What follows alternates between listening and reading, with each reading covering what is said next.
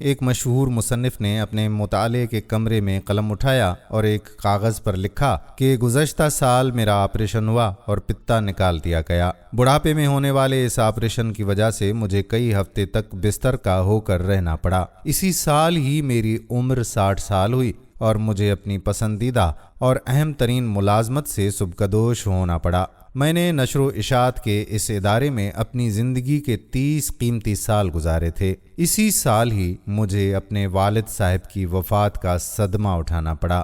اسی سال ہی میرا بیٹا میڈیکل کے امتحان میں فیل ہو گیا۔ وجہ اس کی کار کا حادثہ تھا جس میں زخمی ہو کر اسے کئی ماہ تک پلستر کرا کر گھر میں رہنا پڑا۔ کار کا تباہ ہونا علیحدہ سے نقصان تھا۔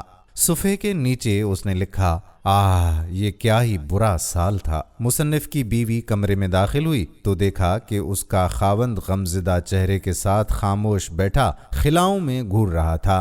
اس نے خاوند کی پشت کے پیچھے کھڑے ہو کر ہی کاغذ پر یہ سب کچھ لکھا دیکھ لیا تھا۔ خاوند کو اس کے حال پر چھوڑ کر خاموشی سے باہر نکل گئی۔ کچھ دیر بعد واپس کمرے میں لوٹی تو اس نے ایک کاغذ تھام رکھا تھا جسے لا کر اس نے خاموشی سے خاوند کے لکھے ہوئے کاغذ کے برابر میں رکھ دیا۔ خاوند نے کاغذ دیکھا تو اس پر لکھا تھا کہ گزشتہ سال میں آخر کار مجھے اپنے پتے کے درد سے نجات مل گئی جس سے میں سالوں کرب میں مبتلا رہا۔ میں اپنی پوری صحت مندی اور سلامتی کے ساتھ 60 سال کا ہو چکا ہوں۔ سالوں کی ریاضت کے بعد مجھے اپنی ملازمت سے ریٹائرمنٹ ملی ہے تو میں مکمل یکسوئی اور راحت کے ساتھ اپنا وقت کچھ بہتر لکھنے کے لیے استعمال کر سکوں گا۔ اسی سال ہی میرے والد صاحب 50 سال کی عمر میں بغیر کسی پر بوجھ بنے اور بغیر کسی بڑی تکلیف اور درد کے آرام کے ساتھ اپنے خالق حقیقی سے جا ملے۔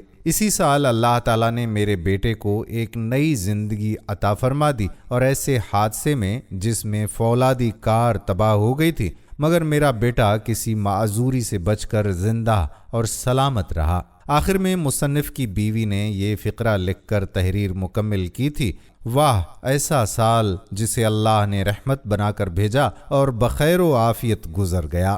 دوستو غور کیجئے کہ بالکل وہی حوادث ہیں اور بالکل وہی احوال لیکن ایک مختلف نقطہ نظر سے۔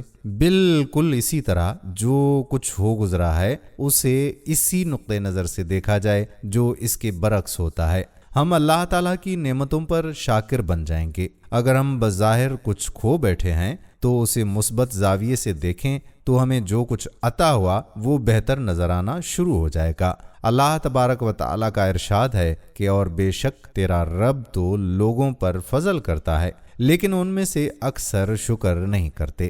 لہٰذا دوستو ہمیں ہر حال میں اللہ رب العزت کا شکر ادا کرنا چاہیے۔ اگر ویڈیو پسند آئی ہو تو اپنے دوستوں احباب کے ساتھ اسے شیئر ضرور کر دیں۔ آنے والی ویڈیو تک اپنے میزبان قادر بخش کلہوڑو کو اجازت دیجیے۔ فی امان اللہ۔